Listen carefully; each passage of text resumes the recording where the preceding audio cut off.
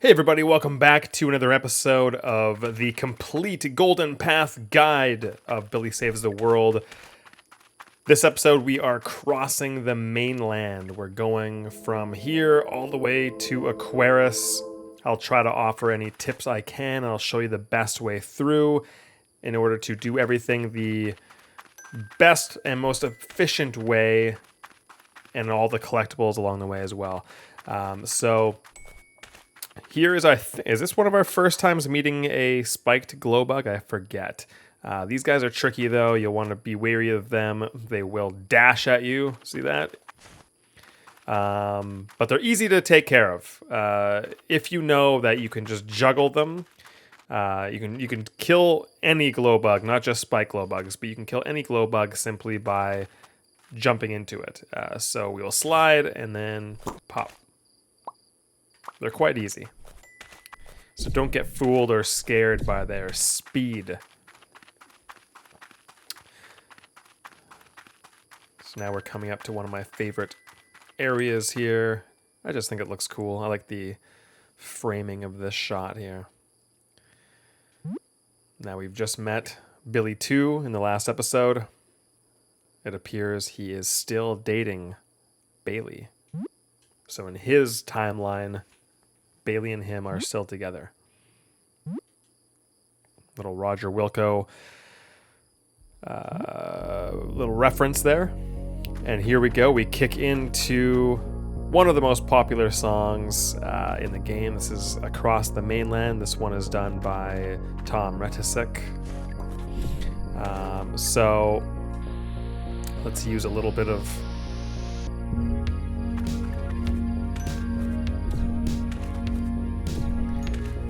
get through that. Now you'll see there's SP over there. So let's maybe see what's going on over there. I've got the rogue gloves.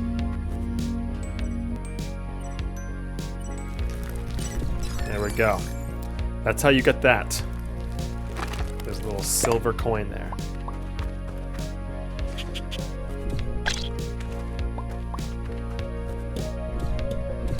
See how I kill those guys? I don't even touch the ground. I use the natural bounce that they give me and stomping to keep Billy moving with momentum, and I just hop 3 times in a row. I don't even touch the ground. I kill them just like that. I'll show you again. I'll try. It doesn't always work, but let's get this guy off the ledge here. That's how you know you got too good at this game. So let's turn this guy around. Alright, so watch. You can really mess with these guys. If you just jump on them a certain way, you can kind of do whatever you want. So this is how we do it.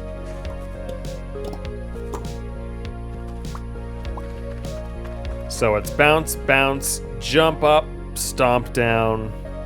If you ever want to master that move, you can kill green glowbugs easily that way.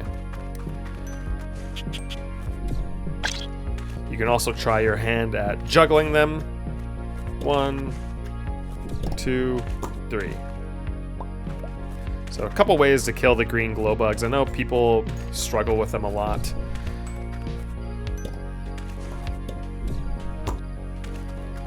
But it's a lot easier when you stomp. When you stomp, you can come down faster, and they have less time to get away. Now, I'm going to show you 2 things here.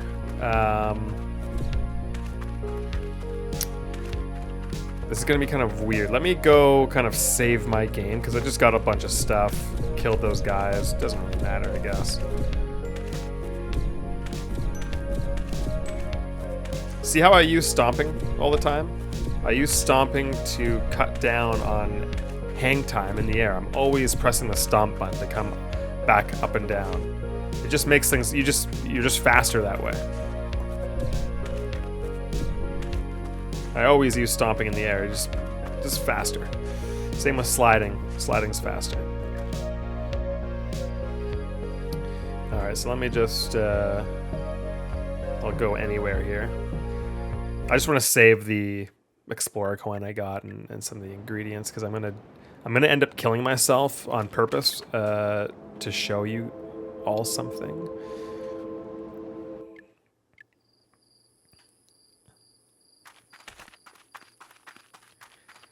Not only that, I recommend people do that anyway, because chances are you're probably going to die a bunch early on in this sequence.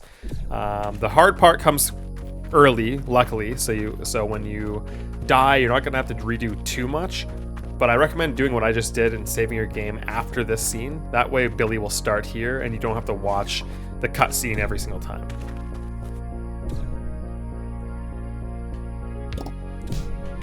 Saved my life.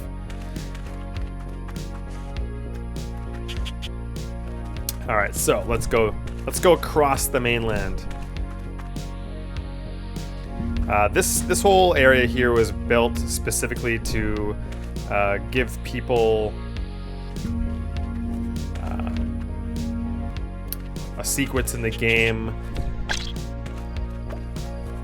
to really test their use of the meditation. And it's really the biggest part in the game that really focuses heavily on meditation. Here's another part here I want to show you. This is another part where stomping comes in handy. So let me show you again.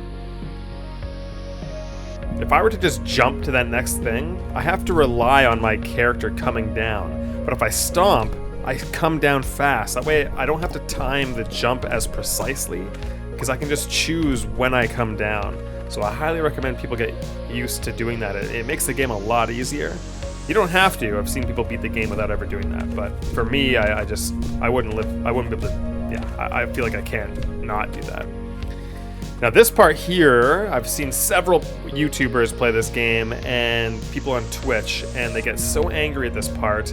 They say it's cheap, it's random, but it's not. It's precisely done in a way, I just missed it there, that it's the same. I actually kind of glad I died there, because I want to show you that it's not random. It's precisely set up and timed in a way that it doesn't matter. And you can really do anything you want to. You can take take your time. I jumped off on purpose because I want to keep showing you here this strategy here. So like, if you're not timed well with this one going up and down, you have plenty of time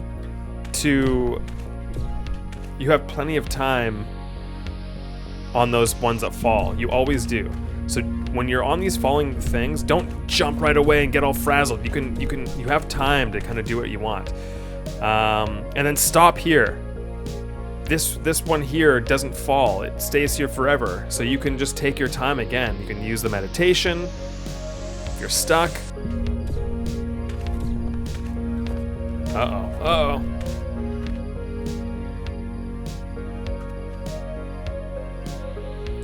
And it's good that this is all happening, because I can show you that it's not random. It's always...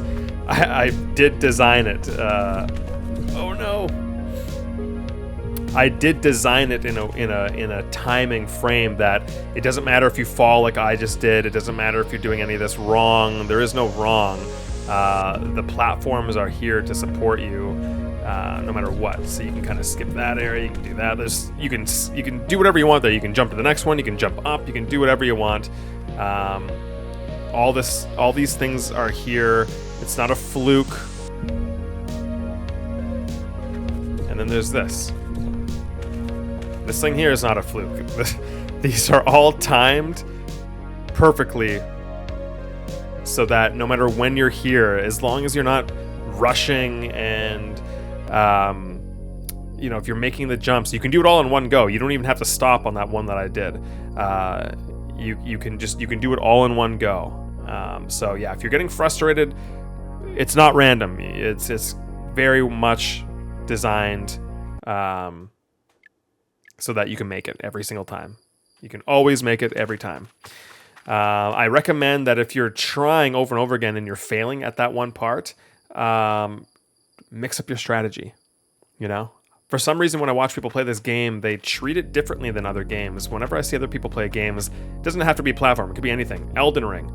If you if you are fighting a boss in Elden Ring and you keep dying and you're doing the exact same thing over and over again, chances are you're gonna keep failing. You gotta mix up your strategy a bit. Let's go to defense. Let's go to offense. Let's use ranged attacks. There's all these things you can do.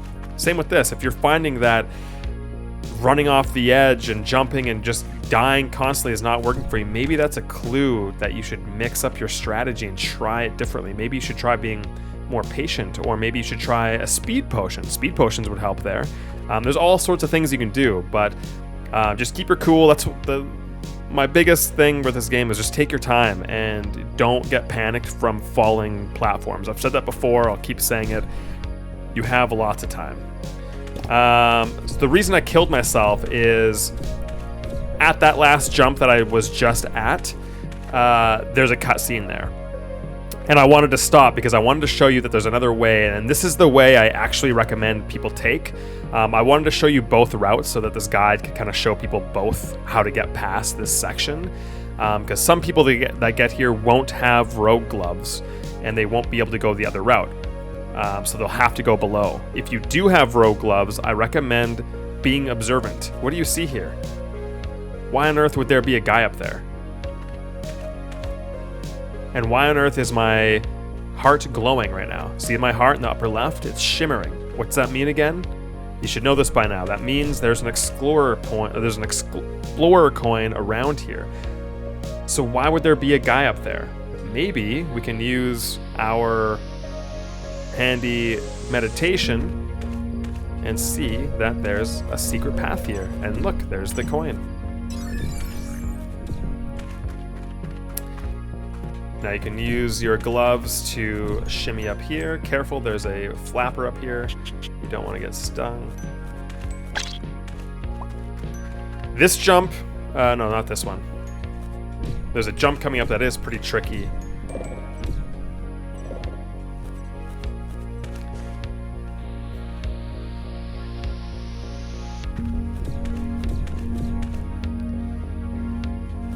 So this part here is really, can be very tricky.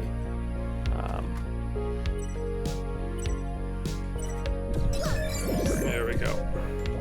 So I got hit, but I was able to stay afloat here. You might when you do this the first time, you might overshoot it and miss. I didn't want people to fail here, but it is a tricky jump. If you do fall like down between these things, you'll just end up landing on the path below, and you can keep going. Or you might get lucky and you'll fall down a pit and you'll get to retry this part again. But either way, you'll most likely get to keep playing the game. You're not going to die forever. But yeah. So keep going. There's that. You need to do a slide jump here. There we go. What's this? There's a whole level here that a lot of people... I don't think I've seen a single person play this level, actually. Darkness 2.0. This one would be difficult even if it was well lit. Unfortunately for you, it isn't. To fully explore this cave, and you'll need a bit of everything. Health boosters and a variety of potions. Meow. That's a clue for something. I'll talk about that later. So again, if you're watching this and you've missed previous episodes, I'm going to be doing a complete cave walkthrough video where I do all of the caves in one go. I might release each cave individually as its own video, but that's why I'm skipping all of them right now. If you actually are playing this game for real, I would actually recommend going through the levels, because it really... Every level is positioned in a way to help you get better at things that are around you. So if you can clear that cave, you'll be better at the rest of the game. And when you beat a cave, you get healed fully. So I'm at 2 hearts right now. I could use a full heal right now. So here we go. We're back here. This is where I was before. This is where, to the left, that's the platform I killed myself. So both paths get you here. One is a lot easier. I would say the upper path is maybe easier, but you need to have the rogue gloves. There's that one jump, but otherwise, if you're struggling big time with this invisible thing, try the upper path.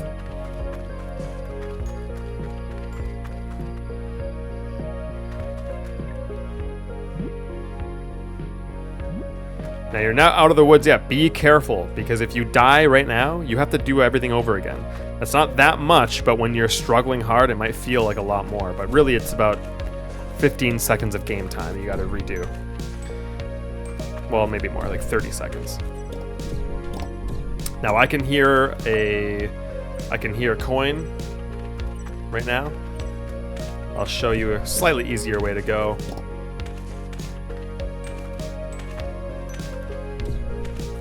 Get this chest. Nice. Those will be helpful.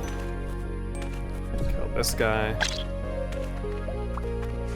Go backwards, go left. Go back toward the sound that you heard. Again, you can only hear that sound if you have the Explorer's Heart. If you're following this guide, then you should have it by now. There's a coin.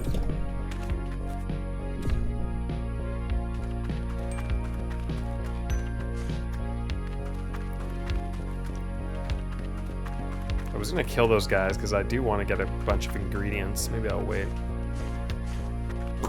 Yeah. Oh, those are good ones. Now, in the newest update, this part coming up is slightly different. It now fully heals you.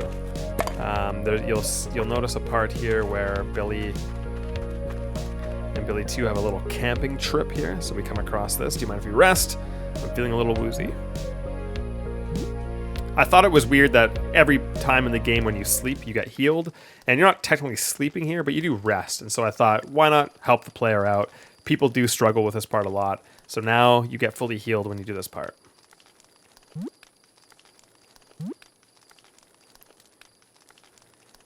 And this was a little... I actually took slight inspiration, if I remember correctly, when I played the game Celeste. I remember they had a couple fairly quick cutscenes that were not long at all, but it just helped carry the story forward in a few sentences. I was like, oh, that made the game so much more deep, or oh, that little interaction made me feel like the game had more to offer. And so I tried to do that here by... These scenes aren't long at all. It's a quick little conversation. You learn a little bit more about Billy 2, his doubts. And another reason I did this was I wanted to really let the player know, like, your goal is to both get home, and you don't have to trust the prophecy or whatever is being said about the prophecy. I'm sure it's all just nonsense. No need to worry about it. We'll both be home in no time, kind of thing. And it's more of an optimistic take because I wanted to, if this is your first time playing, spoiler alert, I want to kind of throw the player off a little bit here. That's all I'll say. It's not a super huge spoiler, but give the player a false sense of security in a weird way.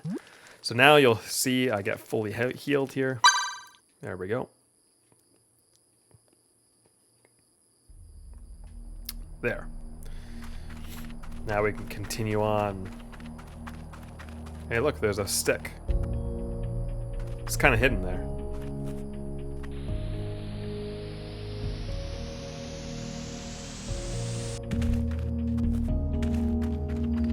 Ooh, look at that.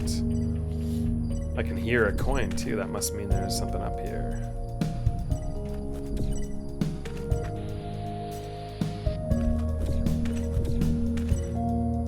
Now, something to keep in mind is...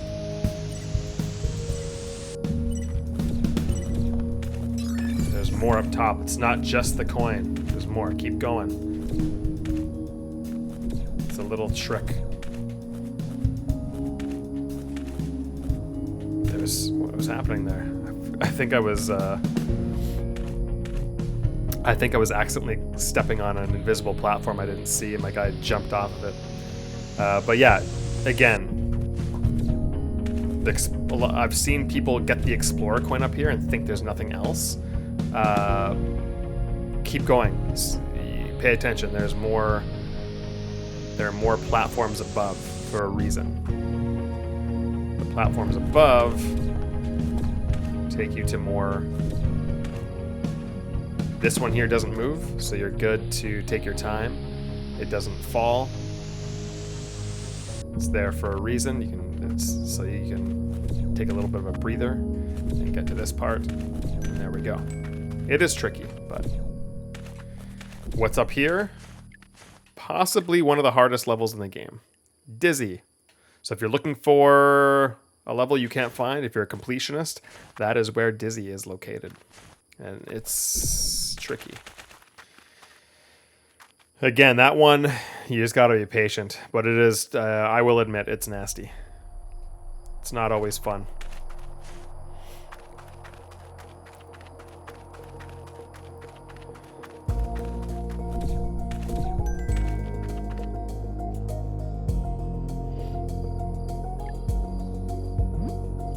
This is another attempt at kind of trying to tell a story with little, with visuals and kind of environmental kind of stuff here. I wanted to... I do have a little bit of a story worked out for what this place is in my own mind. I don't know if I go fully in depth ever into what this place actually is, and that's okay. I wanted it on purpose that way so that other people could maybe discover this and come up with their own little fears of what exactly happened here. Like, why are these aliens kind of frozen in time and kind of died this way, you know? Here's another level. I recommend this one if you can finish it. It is tricky, but if you're struggling for health, which you shouldn't be now because you get fully healed at the campsite, but I put this level here specifically at the time so that if you needed health, you could complete a cave. It's called Juggle. Sometimes you have to work with your enemies to accomplish your goals. I'll talk about that in a later video. And as usual, if you have the rogue gloves, you can destroy the boulders above here. There's that one. I love this song, one of my favorite ones. Another one. Then you can jump up here, get this chest, hopefully get a... No healing. Again, why would there be a wasp going all the way left to the right? Why is there more stuff over there? Be curious. Follow your instincts. There's a little bell tower. And why am I going up here? Because this is important. You'll want this. It's very costly. It costs a lot. I don't even have enough for it, I don't think. Yeah. I don't have enough. I do want it though. It's just handy to come back here later on if you need to. I'm gonna try to get... I need like 16 SP. Maybe there's some in here. Bear with me. I'm gonna try to do this. I'm gonna try to get some SP.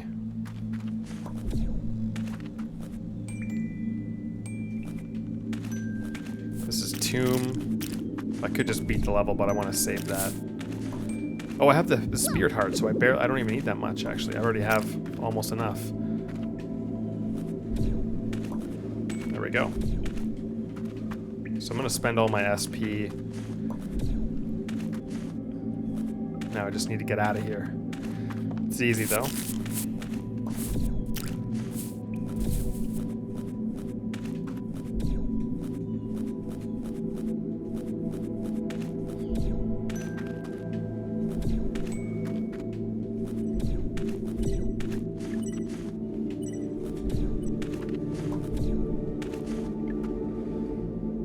Alright, so now I can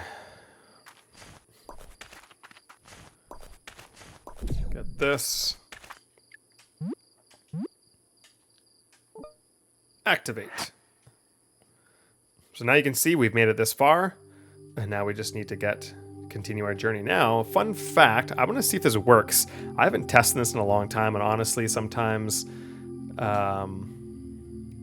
it's just hard to test an open world game like this with so many different variables, but I believe there is since this is the complete guide, I want you to see as much of the game as possible in one playthrough.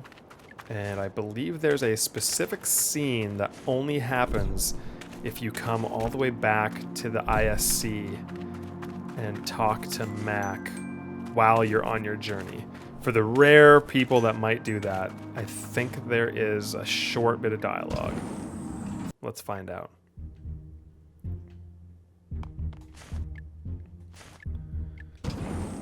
It might break the game. We'll see.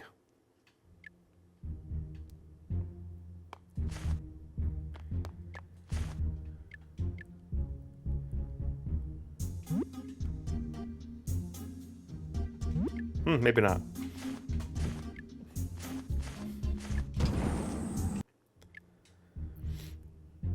I thought there was, but I may have scrapped it. I don't know. Oh wait, maybe I have some ingredients for fits. What do I got? 6 of those, 7 of those, 4 of those, 8 of those, 14 of those. Nice.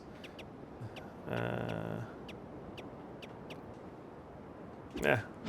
I'll wait to the end of the game. Alright, let's continue the journey. What else am I doing here?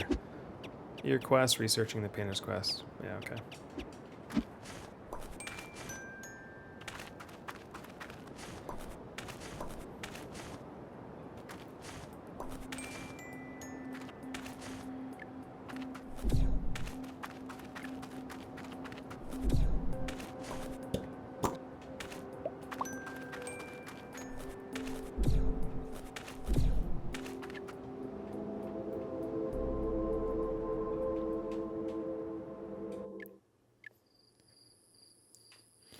But yeah, you'll want this express pod. I know it's expensive. You don't need it, but you'll probably want it.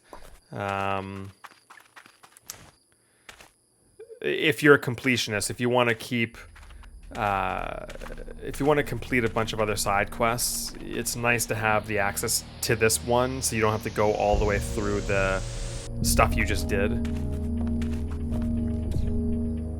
Now what's over here? There's a chest. Some speed. There's an explorer coin. So typically most people just go through the bottom. I'll show that. So most people continue on. Don't miss this chest here. I'll show you both. This part here is another one kind of similar to the very first time that you get the meditation ability. It's gonna run out. You really can't get past this part without it running out, and this time the difference is that the platforms fall. The reason I wanted to test people like this is that I wanted them to get good at following their instincts and running on platforms they can't see, because in order to beat future levels and time trials and stuff like that, you're going to want to be able to be comfortable with doing that kind of stuff. So use your power. Maybe I'll be able to do it because I'm rushing through. Yeah, so I was able to do it. If you're rushing through, you can do it. But most people aren't doing that. But let me go back. See that stuff up there? You can see a creature up there. You can see SP up there. How do you get up there? Well, we just saw that. Yeah, use slide. Whoops, daisy. Gotta do that all over again. Use slide jumping as much as possible. I almost use it on every jump. Just because it's faster, you get a little bit more height and distance, and so it just makes every jump a little bit more, just makes every jump a little bit better.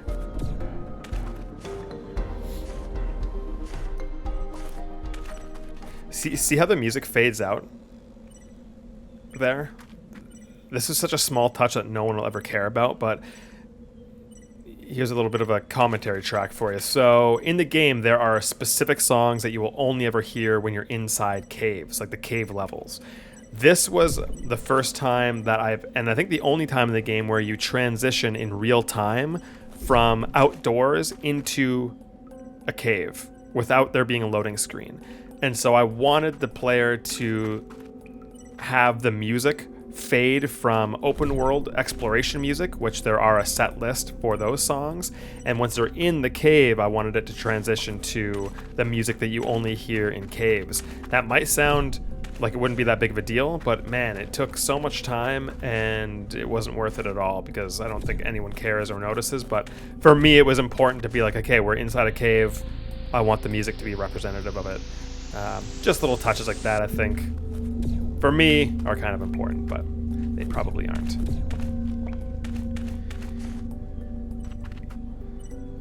So let's get this Explorer coin here. Watch out for that flapper up there. Get his attention by jumping. Oh, I forgot that thing over there. Oh well.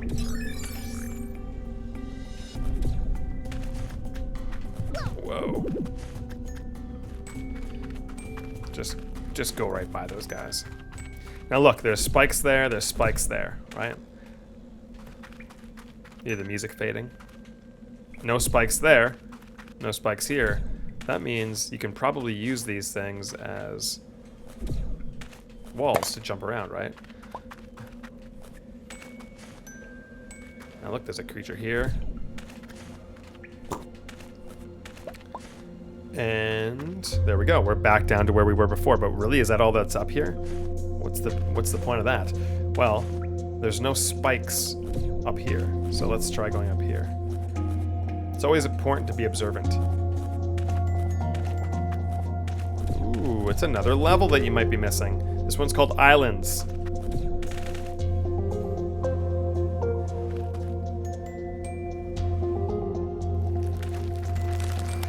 Continue on our way here. You can take whatever. This is an arrow. This SP is an arrow pointing up, and you can also hear an Explorer coin, which means let's explore. Explorer coin. It's always worth exploring.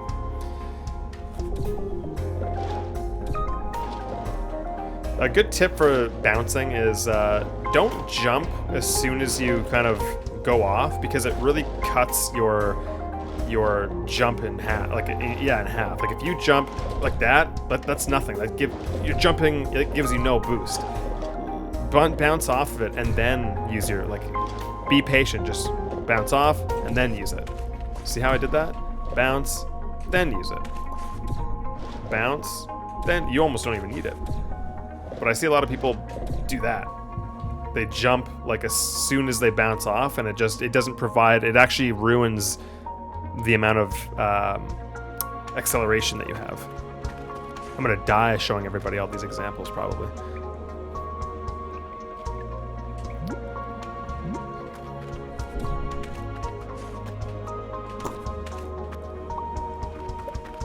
This part here is very hard. Thankfully, you can skip it. And stupidly of me, because I'm not allowed to move this one. I know this exists here. You can actually get this if you wait, I believe. Bing, there we go. Stupidly, I didn't put an Explorer coin below, but I really should have. But since most people won't go up here, but again, way easier up here. It's a hidden path. I like to reward people that experiment and look for other ways. Anytime there's a really hard part in the game, chances are there's another way through it, because I don't want to punish people too much. But this part is tough. So you got to know how to. You got to be able to slide on a moving platform, dodging a fireball and spikes at the same time. If I could go back in time, I would put an Explorer coin down here so that it would be worth coming down here for. Because once you know that route above exists, there's no real reason to do this one. So both routes just take you over here. So if there's anything you're learning, it's use your meditation, be observant, look around, look at your Explorer Heart thing, listen for your Explorer Heart. You will always find hidden paths and ways through the game. And it's always worth exploring because you'll find new levels and new discoveries.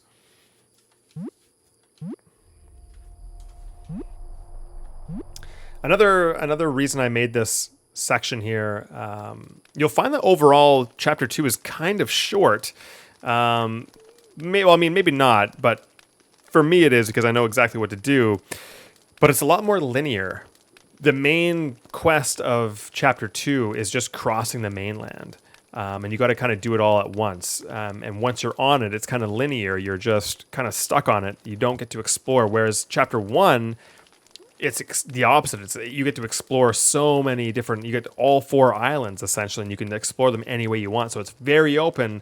And then chapter 2 is linear and very enclosed. But I wanted to do that so that I could really make sure that some of the story beats hit with people. And this way it kind of ensures that, okay, it is open world, but there's this one sequence that everyone kind of has to go through, and that everyone will kind of get it at the same time. So now you're both learning about Bailey, so now Billy 2 knows that you're not with Bailey anymore, but he's optimistic. I'm sure you'll be able to work it out. Sometimes losing something can help you realize how important it was all along. I'm just worried I realized this all too late. I think she just needs to really believe that you're taking things seriously. Maybe you weren't before, but people can change and grow. Sometimes they just need to be told, and other times they need to be transported to an alien planet for it to click. But the important thing is that you find your way there somehow. You'll get there back, don't worry. If you ever need hope, just think of me. In another time and in another place, you and her are together. So if I can do it, so can you. So that sounds optimistic and nice, but I'm planting the seed here for a later payoff. That at the first time you read that, that's not going to mean that much. You're going to think it means kind of something else when it actually means something else entirely different. And we'll get there together slowly as we play this game.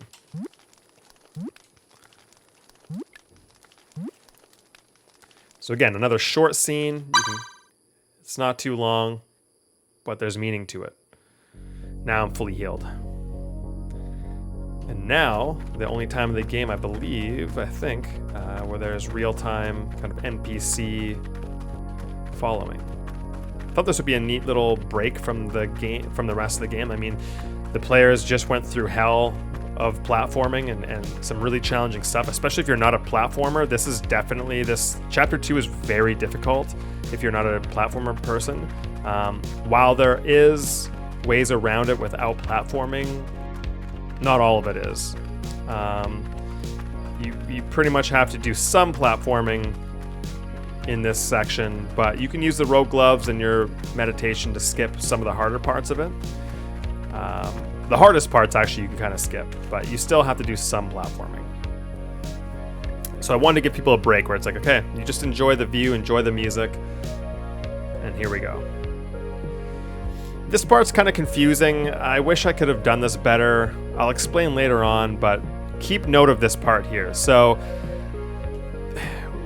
no one's ever gotten confused at this part, but I don't think I've properly explained why this scene is here. So really, the path that Elder wanted you to go is up from here. You're not supposed to go in this cave you're about to go in. You're supposed to go up.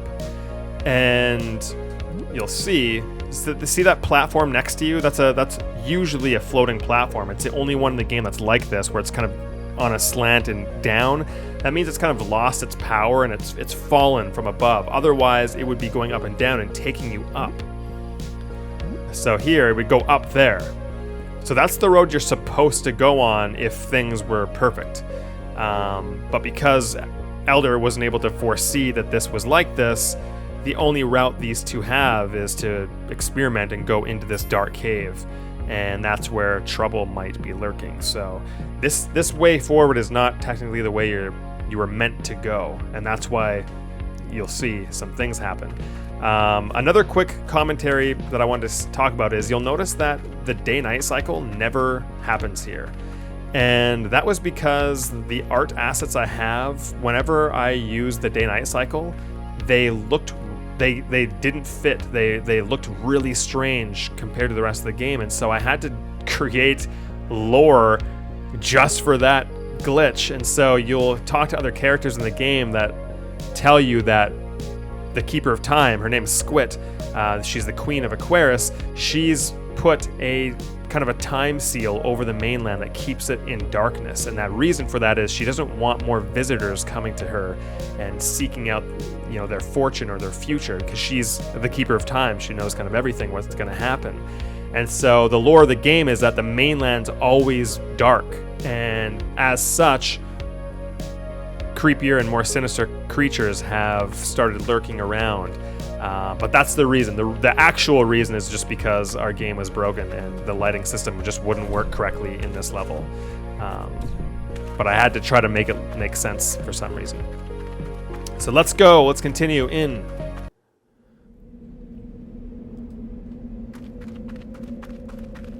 So now the game really shifts mood. I'm really happy with this part of the game because my goal here was to surprise people, and I don't even really advertise this part of the game, but I wanted to literally, legitimately try to scare people. Like, I wanted people to play this game and get to this part, and they'd be like, well, this is actually kind of creepy. And because the game is so silly up until now, I thought maybe it would catch people off guard, and maybe they would get creeped out.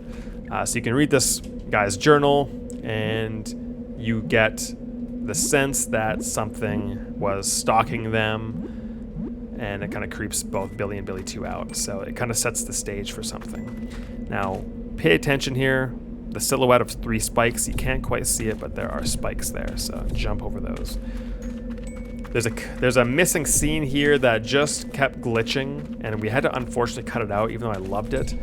And what happened was when you're walking through here, almost like inside, it was kind of like my inside moment, but while walking on the left side of the screen, a spider would slowly start creeping up behind you, and then it would kind of disappear behind the grass. And it was just to set up that something is stalking you. And it was very creepy and it looked cool, but it always broke the game, and we had to cut it. So now that doesn't happen, unfortunately. But what you don't know, you don't miss. I love this part here because you can see how the SP acts as a light source, and every time you get it, it goes out. And so it kind of just makes, it kind of sets a weird mood there. Slide jump. Use the skulls here to get across.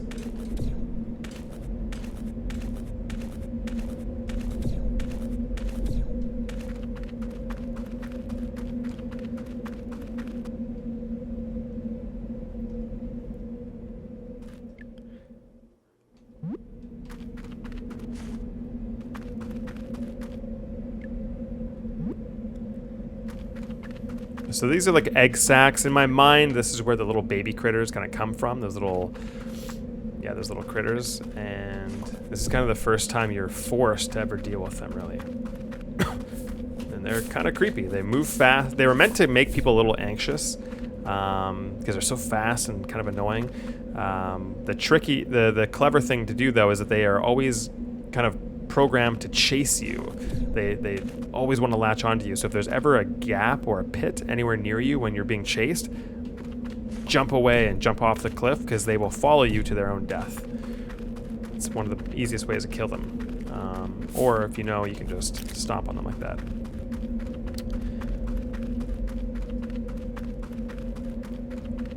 Alright, let's continue in the creepy cave. There's no music yet, but now there is.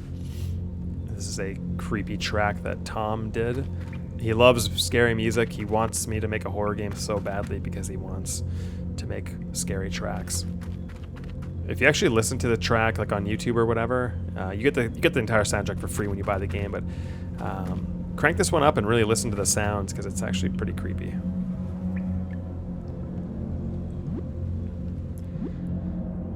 So Billy 2 wants to turn back, but you kind of keep pressing that you guys can both do it. That's a key scene because it makes Billy, later on that comes back. Again, you see those little dots? That means slide jump. Look across the gap. See those critters? Some of them already jumped off the edge trying to get you. Just stay on the cage. Oh, that one actually got on top. Kill it.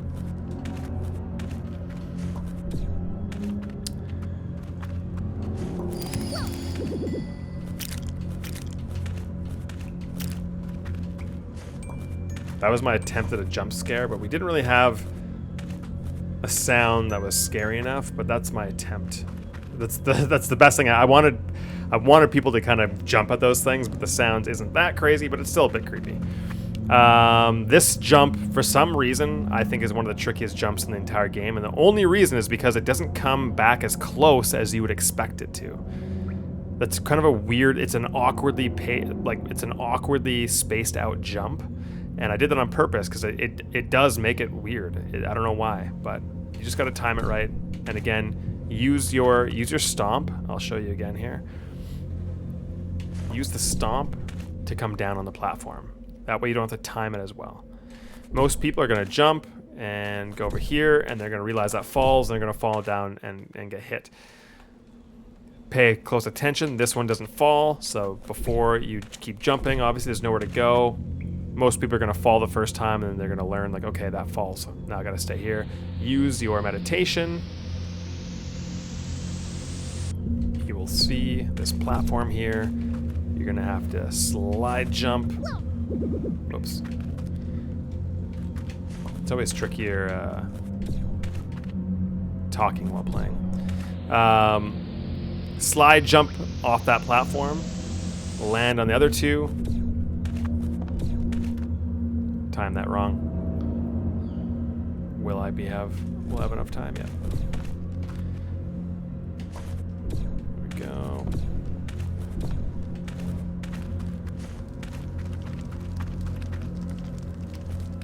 Now this part here, I don't know if you saw it in slow motion. You can a critter actually fell from the ground, the ceiling there. If you can kind of get them to fall down here by jumping, I think I got enough there. There's more of them over here too.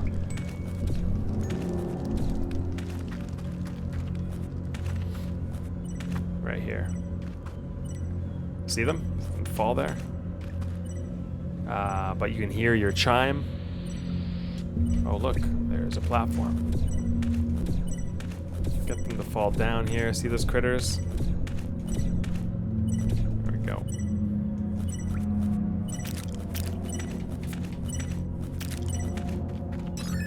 You can kind of surprise attack them.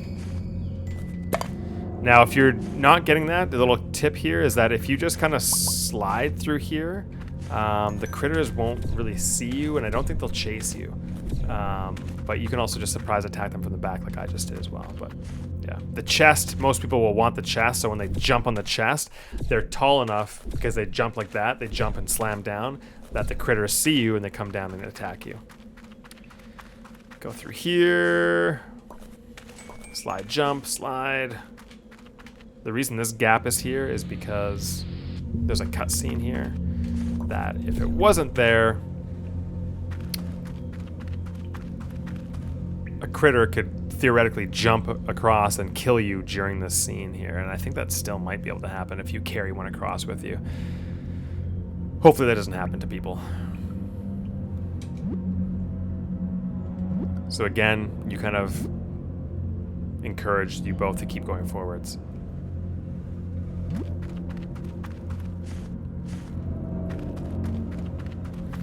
You're more of the brave one. It's kind of setting that up as well.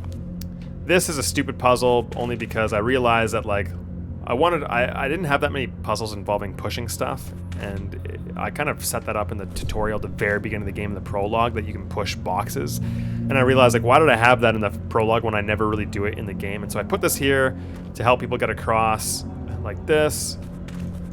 It's easy, but what if you do this? Oh no, now you're screwed, right? So you can just slide jump over. It's really pointless, but one way you can just jump normally, other way you have to slide jump over, so it's kind of pointless. Again, I killed all those guys just by jumping off the edge. There's this. That's a foreground box. That's not usually like that. There's more. You can slide jump. Take care of all those critters, or you can just, like I said, stomp on them. The sound effect to me always sounds like someone eating a potato chip. It might actually be. All right. That's a tricky part. More tricky stuff coming up, too. This level looked different. There's a lot of images of this part, and I think it's even in the trailer. It's changed its appearance several times. I finally went with this one. A little Limbo reference. It's a Sonic the Hedgehog, Mario, and then Dead or Alive. Little joke. This might be, but hopefully not, be your first time seeing these in the game, these fader platforms. But hopefully you took my advice and you've completed all the caves in the Outlands, and it's not your first time dealing with them, because if you've already mastered it, then it's good. Now this jump is funny because there's a couple ways through it. If you have rogue gloves, the easiest way is to just ignore that platform, that blinking platform altogether. You can just skip it, and you can just do this. A lot easier. You don't have to. You can skip the whole timing thing completely. And then you have here again. You have all the time in the world. This is easy. This is easy. Easy. This platform here is moving really slow. This used to be a fast-moving platform, but I wanted to make things a little easier, so now it's slow. What you have to do here is jump, jump, slide, jump, and jump. Continue on.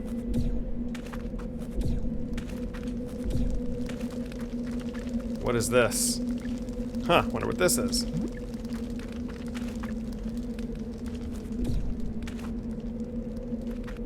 Now look, 2 of these platforms have no SP on them. 1 of them has SP. If you look very carefully at that one, you might notice, you can see there's an eyeball on it. It's one of the movers. Why would there be one of those there, right? Let's go back and read this note here. Looks like a bunch of ripped out, page ripped out of a journal, just a bunch of scribbles and notes, life and death, peace and war, love and hate. Wonder what it's all about. So this is another classic fork in the road you'll see coming up. Here's another paper. I need to find a way across the gap up ahead. There's a way up top, but I'd need to be a rogue to reach it. That means I'm stuck trying to solve this blasted riddle so I can activate the light bridge and get across. This may be the death of me. Oh look, there's an explorer coin down there. How on earth would you get down there?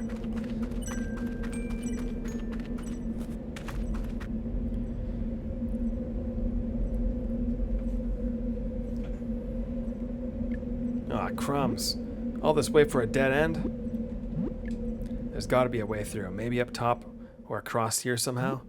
Wait here, I'm going to look around. So, move forwards here. You can read this guy's journal. And there's a bookmark in a certain page. A creature then appeared to me with a shine so bright it lit the deepest depths around me. It explained how darkness had taken over and how the light ways that once were are no more. After a tale of good and evil was passed on to me, it left with a riddle. One begins as one ends, both eternal, forever friends. One black and the other white, taking and giving endless light. One helps thieves, the other puts them in a bind. At their purest, they will leave you blind. There's a bit more at the bottom. Once I've figured out the riddle, I can place the Whisperer's Stone onto the pedestal and speak the answer. So now we've read the journal, we've got the Whisperer's Stone. So now you might be thinking, oh great, I gotta solve a riddle? I'm not good at puzzles. Well, you're in luck, because you don't have to solve the puzzle if you don't want to. If you're not the puzzling type, you can use platforming action to skip this. I just sneezed. I'm not gonna cut that out, I'm leaving it in. Let's use this. Stomp on that guy.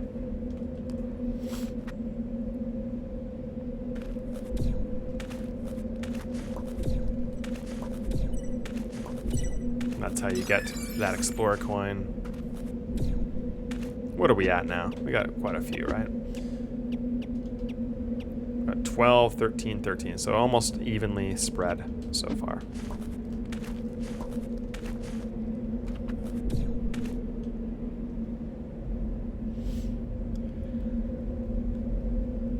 So what you'll want to do is read the puzzles, or read the clues. This one here is to tell you how to write out your answer. So life and death, peace and war, love and hate. This guy's kind of guessing. So your answer is going to be something and something. If you don't know the answer, go back and read the clues. You can...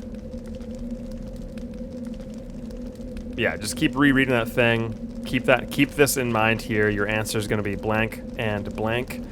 What is something at their purest that leaves people blind? It puts a thief in a bind. One's black, one's white. Okay, just keep that in mind. And then when you're ready,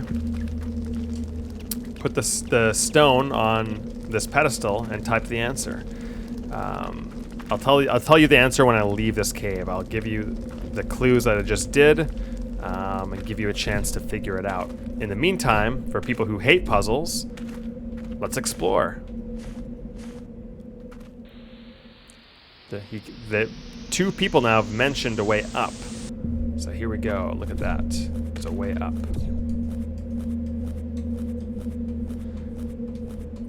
Be careful here. Do not kill this glow bug. Do not kill him.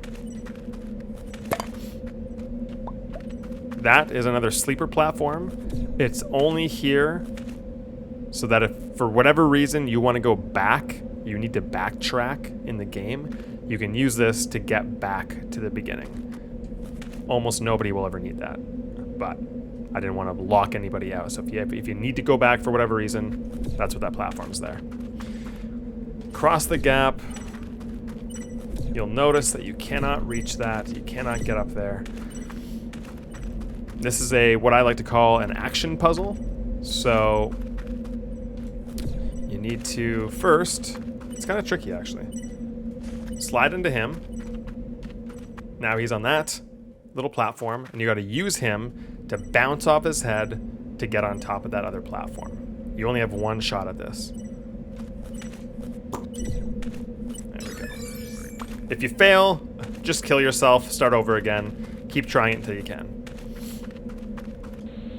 Keep going along here. I like the physics-based puzzle in this game. There's not a ton of them, but I think it's cool to like even make people who are doing the platforming stuff. Let's make them think a little bit sometimes if they really want everything, because it's still like an action-focused puzzle, and so it's not a traditional adventure game puzzle. Let's get this guy. Okay, he's there. This guy can be annoying. So just wait, be patient here, wait for him to come and try to stab you. Take him out. Finish the rest. Do not kill this guy either. You're gonna need him as well. Keep following him, you're gonna need him. Get up there. Now here's a little hidden thing here. Most people will jump up here, get that SP, jump up here, get that SP, and continue down. But try running this way. You can't run. Why? There's a chest there, hidden from view.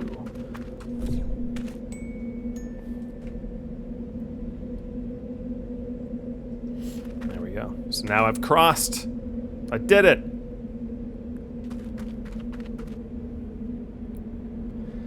Whoa. Phew, glad that's over. You just fell from nowhere. Wait, where'd you come from? I thought you were following me. Wasn't I? Whose hand was I holding through the valley of talking crabs? I hate this place. Let's keep going and stay close. Fine with me. Alright, so this conversation here is different depending on how you solve this room. If you do it an adventure-style game, you get a different dialogue sequence here. If you solve it the way I did, you get that one. And so just a little bit of, just a way to mix things up. If you want the answer to that riddle, I'll tell you right now, if you don't want to hear it, if you want to save it for yourself, skip to the next room, skip the video. The answer is night and day, or day and night. That's the answer to the riddle. Put that into the Whisperer's Stone. It will create a light bridge on this thing here, and you just walk across it, and you'll be taken across just like that. Onward!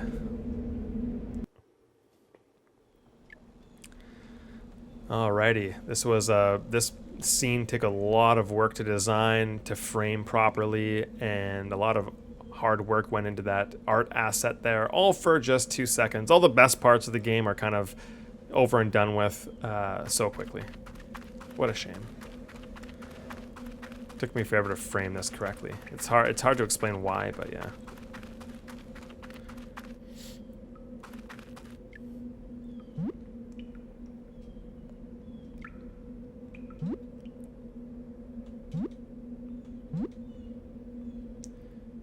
So keep note of that. They're looking across this gap. And if you saw, there's a coin there. So don't forget there's a coin there.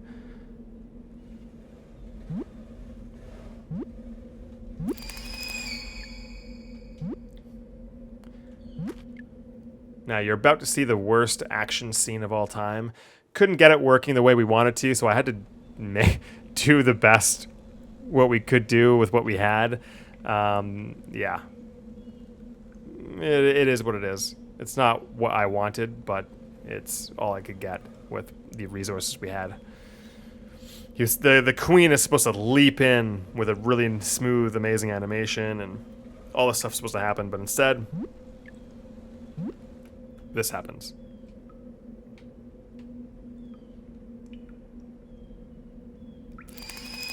Whoa! Look at that crazy action scene. Alright, so now the queen has been attacked. Heads up. Up until now, don't heal yourself, because once you get knocked down this pit, you get all of your life taken away except for half a heart. So don't heal yourself in that room we were just in, because all of it's going to go to waste anyway. So now you've been separated from Billy 2. If you go this way, there's a chest.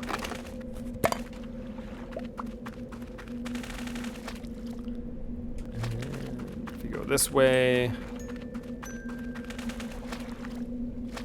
So this is an important guy. Oh man, what was that thing? I hope Billy 2 is okay. I need to get him back to him. This is an important guy, and I don't think, let me see here if it works. Hopefully I can put these ingredients to better use than this dude. So maybe I explained it poorly, but this is you actually opening up this guy's pack. And he gives you water, critter's blood, and grass.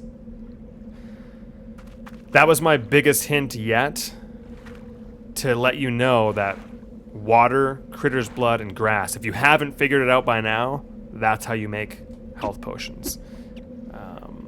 And you should have figured it out by now. So water, again, we've already done this.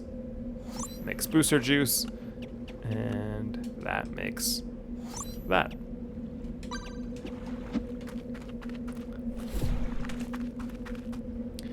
Another point of this scene was, and this actually, I changed a lot of this part of the game a lot.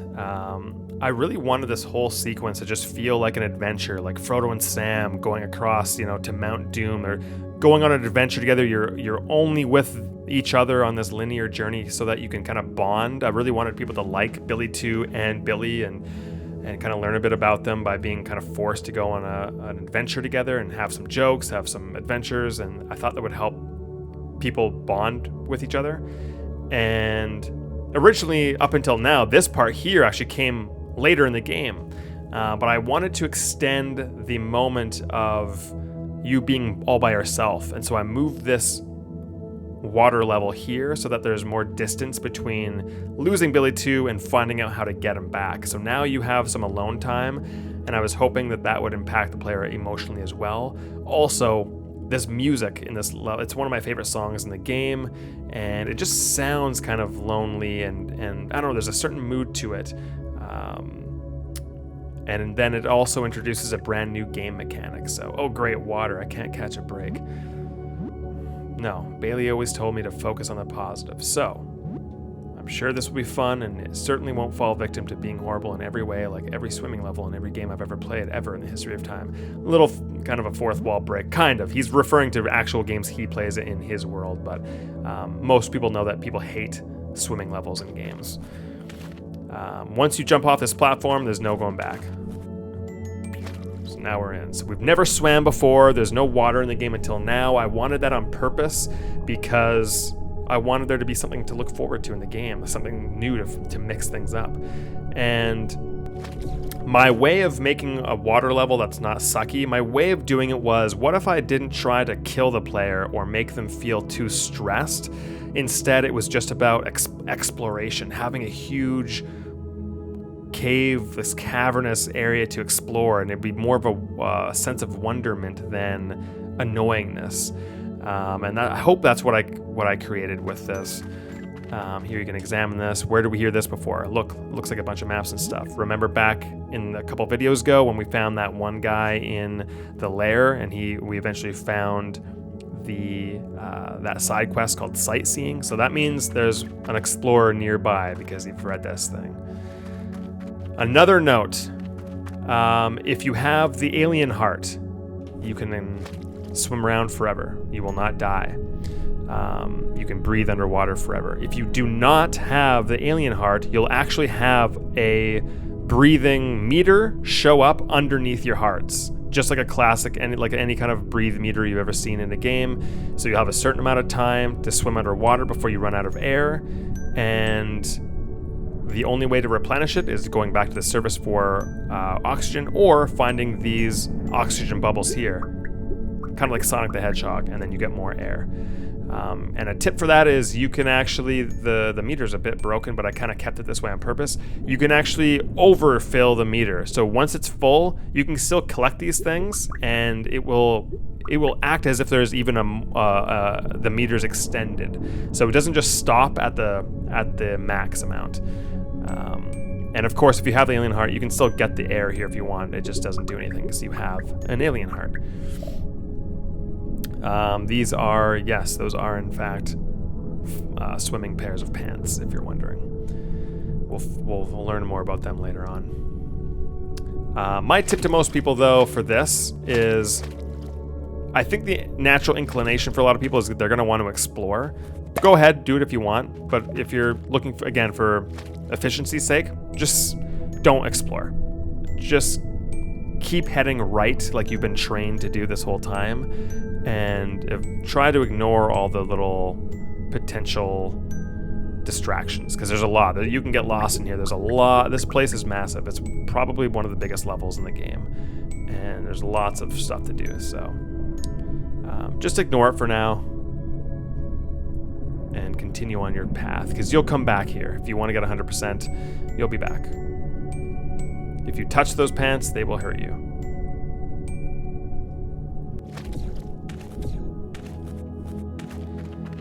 Ignore these. You don't even need to jump on them. Just jump down. We'll come back here later. Just enjoy the music.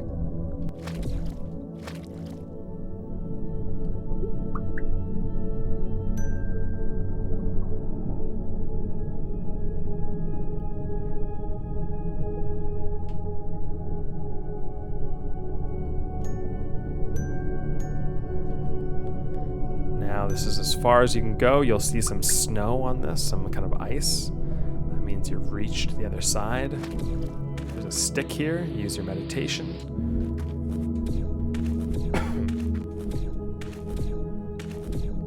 I kept this in here too. See this? This really bothers me. I want to take it out, but I accidentally duplicated the SP there. There's 2 floating there. Drives me nuts. I'll take it out one day.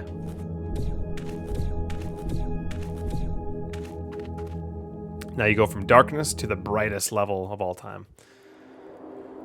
Wow. So this whole level didn't used to exist. As a little fun fact, Big Ball Canyon. So this area is called Big Ball Canyon.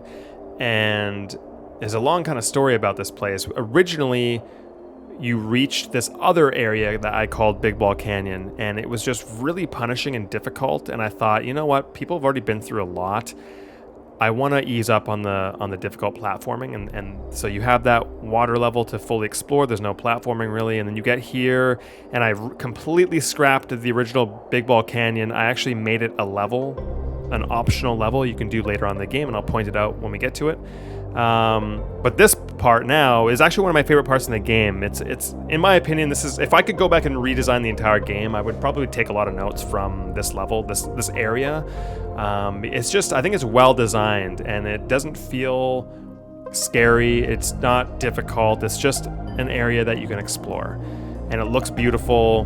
The music's awesome. I just think I'm just so glad that I ended up redesigning this area, because I think this part of the game is 10 times better than it used to be. It's one of those moments where when you've been working on a game for 12 years and you're just like kind of getting a bit annoyed with potentially redesigning something, there's times when you got to avoid that voice. You got to say no to that voice, because you'll just be designing forever. But other times you got to go, you know what? I think this will help the game a lot, and it did. This part really helped. And this whole level actually was originally going to be part of a demo that was completely separate from the game, and it was just going to be a demo to give people a taste of the game. And so because of that, it was the most recent thing that I designed, and I liked it so much that I was like, you know what? This needs to be in the actual game. So I actually made this Big Ball Canyon.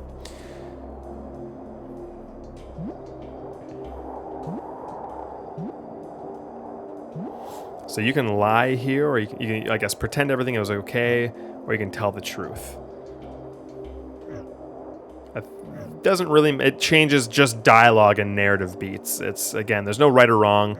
It's just so that if you replay the game, you can have a slightly different experience. I'm gonna pretend everything is okay. Billy too, he's totally fine. He's just catching up behind me. I definitely didn't lose him, if that's what you're thinking. Yeah, so you don't have to worry. Your plan of having us not ruin all of time and space and whatever is not in jeopardy at all. I see. You took an unusual path to get here, but you are here nonetheless. You are now in Big Ball Canyon, and Aquaris is just a few hops away. Oh, and Billy, I know you have a curious bones inside you, so please do stay focused on this task. However, if you happen to explore, do not head westward back into the mountain. That is a dark place.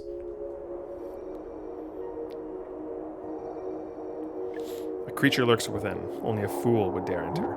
Gulp. Right, okay. May faith guide you forward. That was my attempt of doing a kind of like a, may the force be with you, or good journey, some kind of catchphrase.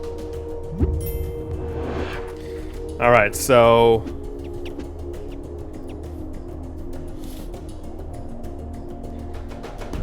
that's clearly where Billy 2 is to the left, in that cave. To the right is Aquaris. There's a no pants sign.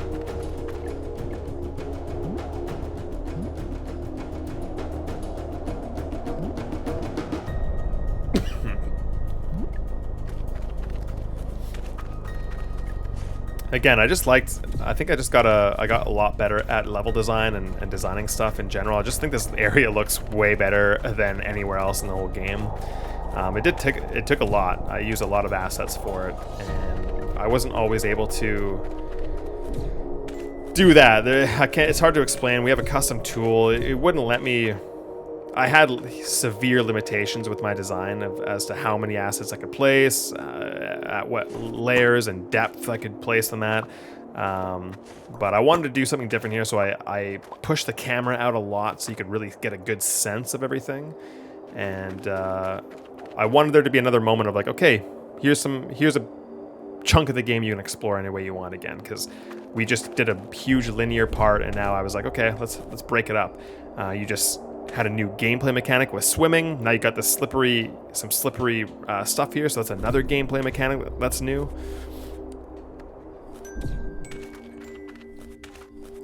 But before I go there, I want to look at this, because there's a thing here, which means this is here.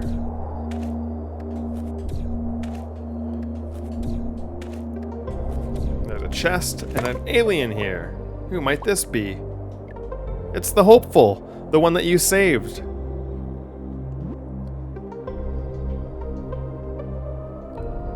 Oh, hey, you're the friendly alien I encouraged to venture to Aquaris. Or was that someone else? You all sort of look the same. It is I, and you saved me from being struck by a random space rock that smacked down on my tent. Thank you for giving me the confidence I needed to set out on this road trip. Originally, I wanted to speak to the Keeper of Time so I could stop living in fear. I thought that if I knew how my future was laid out, all my worries would be put to rest. Except, while making my way here, I learned to enjoy the ups and downs and everything in between. I guess it really is all about the journey. Again, that's kind of my way of making a few comments on the game itself and the story and the themes. I face a lot of strange creatures on my way here, but none stranger than those annoying pairs of pants. This is important. So, like I said before, if you manage to save the hopeful instead of killing him, he will eventually offer you this really good piece of advice. This is the only place in the game that you will learn this. Seriously, can you believe there's living, breathing, running pairs of pants? Now I've seen everything. Oh, and if you happen to run into them yourself, I finally figured out how to defeat them. If you slide underneath them and then jump up into them, you can split them right in half. Took a few tries, but now they're as simple as a red glow bug to me. So that's helpful. Now I was saving them up because I was going to ask her for her rare amulet. Some say with it, you can attempt the trials she has set up across the lands. But I've got a life to live. Maybe you can use them? There we go. So he gave me a speed potion. I think that's the last thing he says. I better get some more rest. Thank you again and take care. Cool. So that's a little sequence that you'll only get if you manage to save the hopeful.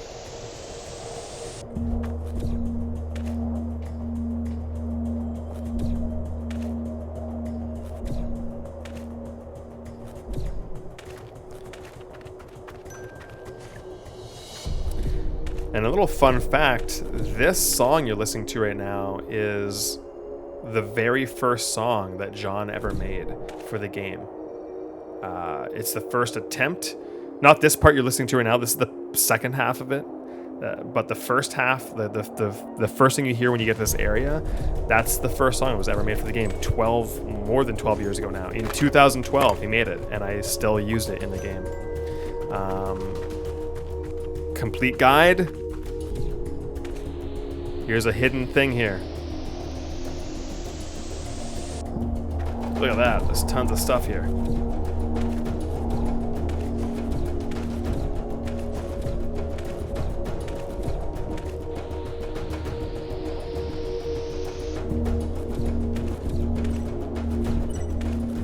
All that for a coin.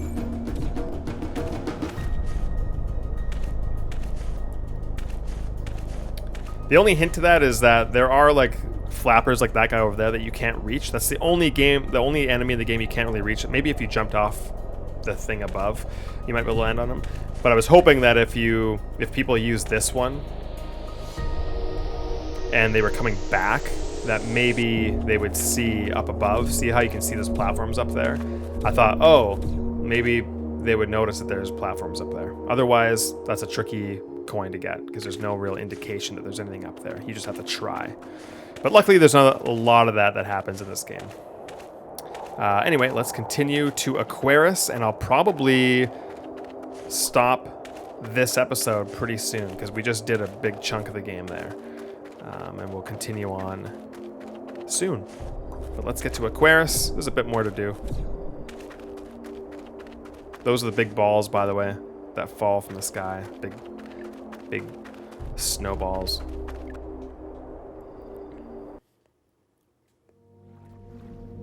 Now we're in Aquaris.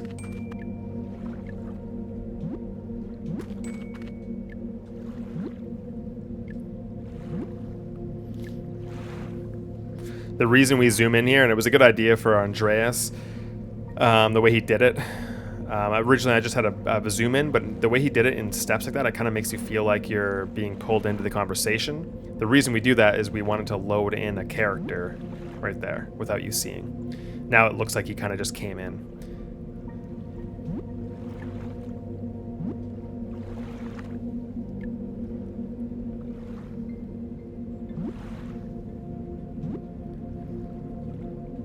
So you're a little confused now, but you're probably assuming that pants is what they're talking about. So here you can either answer for Flex, or you can let Flex answer.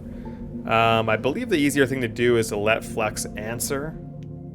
If you try to answer for Flex, it's a bit more difficult to get out of this situation. But it all kind of ends up going the same way. It's just a little bit how you get there.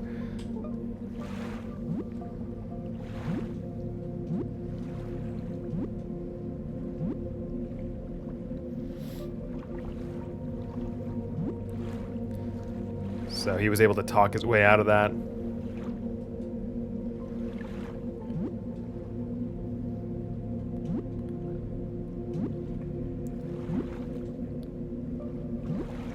So here, I wanted to like just, there's me and my friends wrote a movie and a play called Ringworm so many years ago, and this was my like kind of homage to that.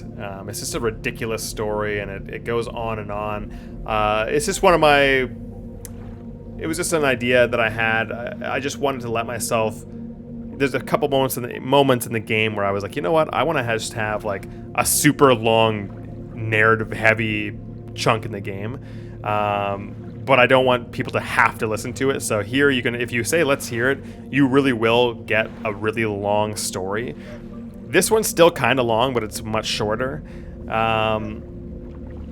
But this guy ends up just kind of telling you the entire history of why these pants are here. There's a big civil war.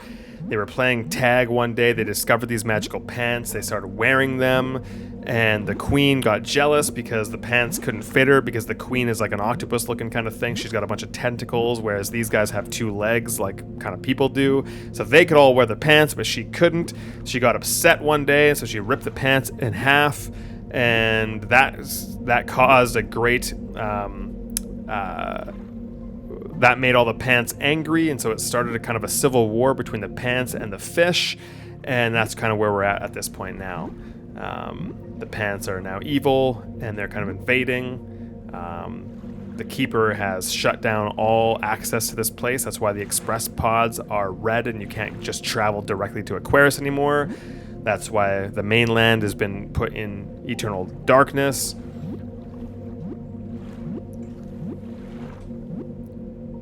It's really just a big silly thing. You talk to him again. So you get a quest from talking to him called Curse of the Magic Pants. He says that the only way to get rid of the pants is to light the cauldrons in the deep and bring Gilda the Great Whale back to sing her song. If you talk to him again, he'll give you a bit more information.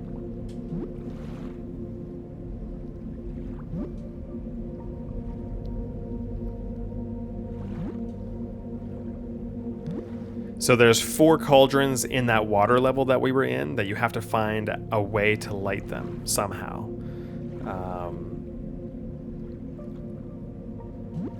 But he doesn't give you that much, that many clues as to how to light them. So you need to find a way in order to, Gilda hides out in deep waters of Big Ball Canyon. The 4 lights I need to light are scattered in there, but I need to find out how to light them first. This was just, I think I was feeling insecure that the game didn't have enough talking or something like that, because I really put a lot of narrative stuff in this portion of the game. A lot of it's optional, though. This is just a fun little guy. He was kind of my way of sort of throwing a wrench into the classic NPC, because most NPCs you talk to in these kind of games, they always have a quest for you, but I wanted this guy to kind of throw a wrench into things and just be, he's just happy where he is. He wants no help kind of thing. So it was my way of just doing a little bit of something different. There's these guys here. You actually get, you can actually miss certain scenes if you don't talk to these guys here.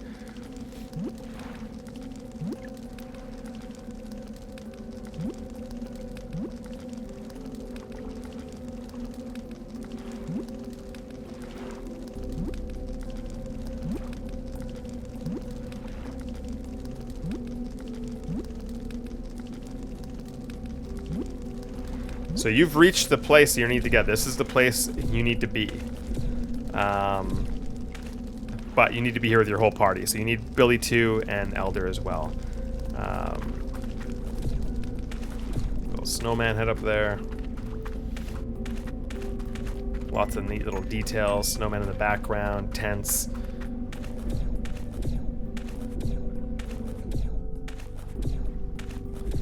There's another neat little detail here where if you read this sign, You're not really sure what that means yet. But if you go inside here, it will slightly change things later on in the game if you do a certain side quest.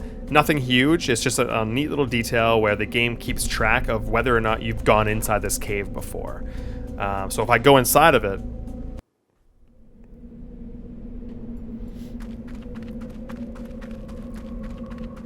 there's nothing really to do here. Oh, what's this?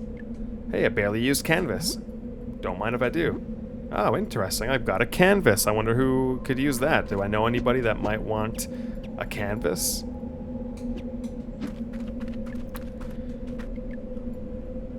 So there's nothing else you can do here.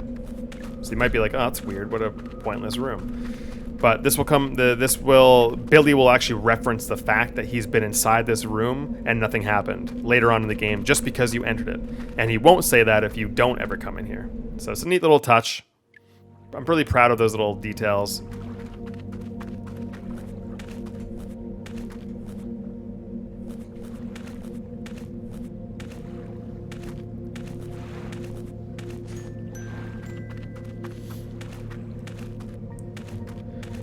More water to explore. Or so I thought.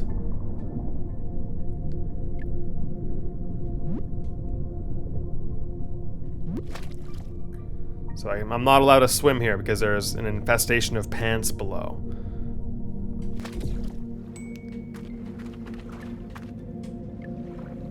If you talk to this fisherman,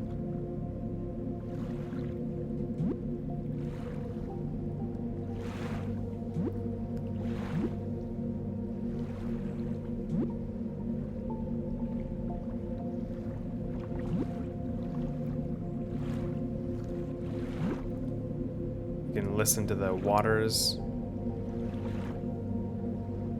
So an aquarian, this is an important piece here. While I'm daydreaming, why not an aquarian favorite? A big, fat, juicy xenoglarb. It's an important piece of information there.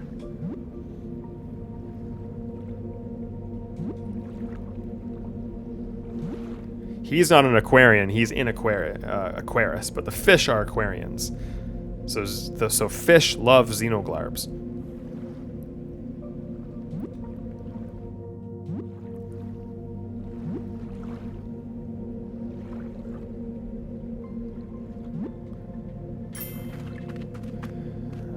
Talking to him unlocks more dialogue, but you can now examine this thing here. I won't spoil the dialogue. If you want to read it, you can read it yourself. You can keep talking to him.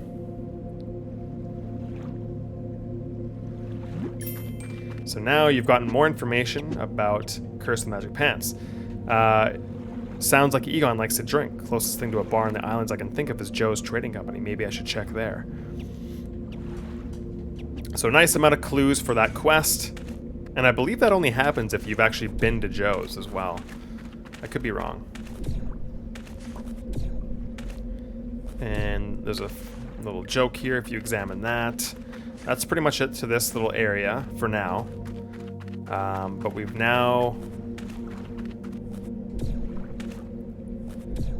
now have a couple quests we can do. So for next episode, keep a couple things in mind. We're gonna eventually make our way back to rescue Billy 2. We're gonna try to find out where Egon is. Maybe we can try Joe's Trading Company. If you do remember any like people that look like Aquarians in there. We still need to keep our eye out for a single piece of forgotten treasure, a tooth from an ancient king, and the head of a gentleman. We still need to keep collecting a lot of ingredients so we can give Fitz a bunch of stuff. We do have a canvas now that we can use to give to Katya, so we could do that quest. And we need to find a way to slip through this cave we found in the west as well. So keep those in mind. Do we have anything? Do we have stuff that you think could help us with these quests, or do you have ideas of where we could find these people, or what you could do? On the next episode, we're gonna save Billy 2, and maybe even go to space. For now, that's all. Goodbye.